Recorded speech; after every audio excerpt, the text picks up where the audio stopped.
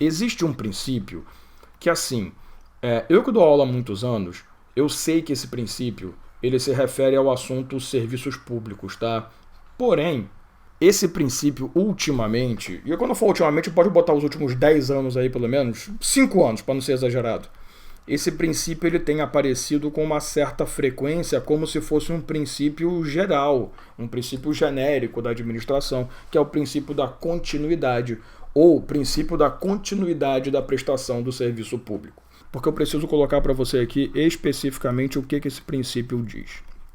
Você sabe que uma das formas de ação do Estado é a prestação de serviços públicos, né? E essa prestação de serviços públicos, ela tem que ser algo contínuo, né? O transporte, comunicação, serviço de telefonia, qualquer coisa, segurança, o serviço público ele tem que ser uma coisa contínua. E o que a gente fala nesse princípio?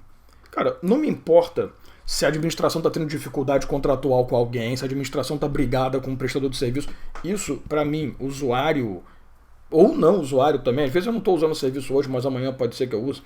Mas para mim, terceiro, usuário ou não faz diferença nenhuma. Não é problema meu se há algum problema, alguma briga, alguma rixa interna. O que eu preciso entender é o seguinte, olha, independente do que estiver acontecendo lá, o serviço público ele tem que ser prestado de forma contínua à sociedade.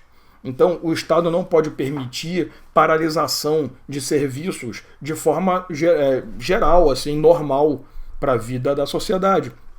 Então, aqueles serviços essenciais, né, serviço de educação básica, serviço de telefonia não, desculpa, né, serviço de energia elétrica, esses serviços não podem ser paralisados por situações totalmente assim, infundadas, de briga, greve, falta de pagamento, discussão contratual, isso não me interessa. Você não pode ser atingido por isso. Claro, esse princípio aqui, ele fala de serviços públicos essenciais. Tem serviços que não são essenciais, então se parou, não posso fazer nada.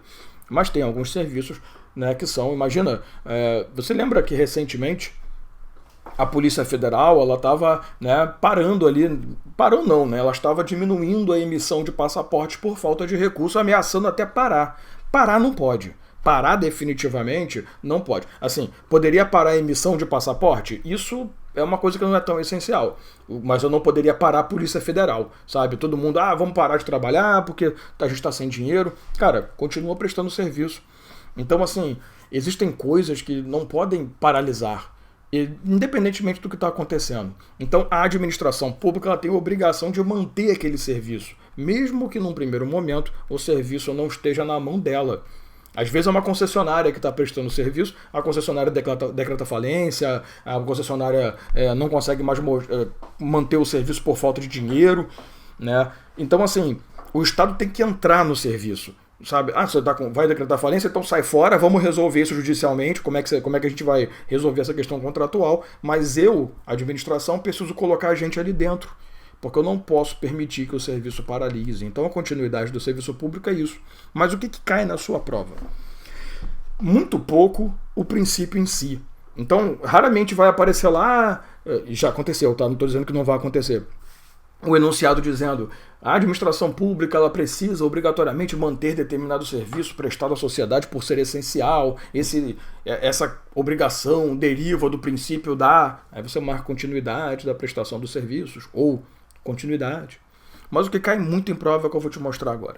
Existem 3 situações. A primeira refere-se a inadimplemento do usuário. Então, se você também não está pagando pelo serviço, não vem reclamar que o serviço foi paralisado. Você entendeu onde eu quero chegar? O que eu quero te mostrar são situações em que a continuidade de ser afastada não é ilícito, é correto. Então, a primeira situação refere-se a inadimplemento do usuário. Se o usuário não está pagando, obviamente que essa continuidade vai ser afastada e vai ser afastada de forma lícita. A segunda situação, questão de manutenção programada. Sei lá, o serviço ali de energia elétrica, o pessoal da companhia elétrica vai fazer uma troca de poste, vai mudar ali as linhas de transmissão. Ela te avisa, olha, nós vamos fazer no dia tal horário, manutenção da rede. Importante que a lei diz, e isso aqui tudo está na lei 8987 de 95, tá? A lei de concessões e permissões de serviços, que nesses 2 casos eu exijo aviso prévio. Então, se você está inadimplente, eu vou mandar um aviso prévio para você que eu vou cortar o serviço se você não pagar. Se eu vou fazer uma manutenção programada, eu vou mandar para você o aviso de que a manutenção está programada. E existe o caso da manutenção emergencial ou urgencial, né? Manutenção de emergência. Nesse caso aqui, óbvio que eu não exijo aviso prévio porque aqui há urgência, emergência. Então aconteceu alguma coisa, estourou um duto de água, né? Choveu pra caramba, caiu um pó de iluminação no meio da rua, parou o serviço de transporte, parou energia elétrica, parou tudo. Existem duas situações que você tem que ter cuidado em relação ao inadimplemento. Primeiro, para o usuário normal, o prazo que o prestador de serviço tem que suportar o inadimplemento é de 30 dias. Então, eu estou dizendo para você o seguinte: se eu presto serviço para você e você está inadimplente, eu tenho que te dar 30 dias para que você consiga adimplir comigo. Se você não fizer, aí eu corto o fornecimento do seu serviço. No caso, volta para a tela, da administração pública, se for ela a usuária, o prestador tem que suportar uma carga por 90 dias para só aí poder vislumbrar a possibilidade de corte de energia, tá? Então, para usuários normais, eu e você, 30 dias.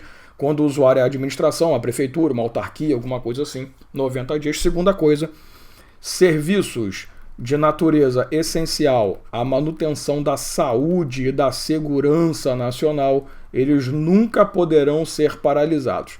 No caso de segurança, não vai acontecer, porque serviços de segurança nacional estão na mão sempre de quem? Do próprio Estado. Agora, serviços em que a vida é colocada à frente do serviço em si, eles não podem nunca ser paralisados. Imagina um exemplo.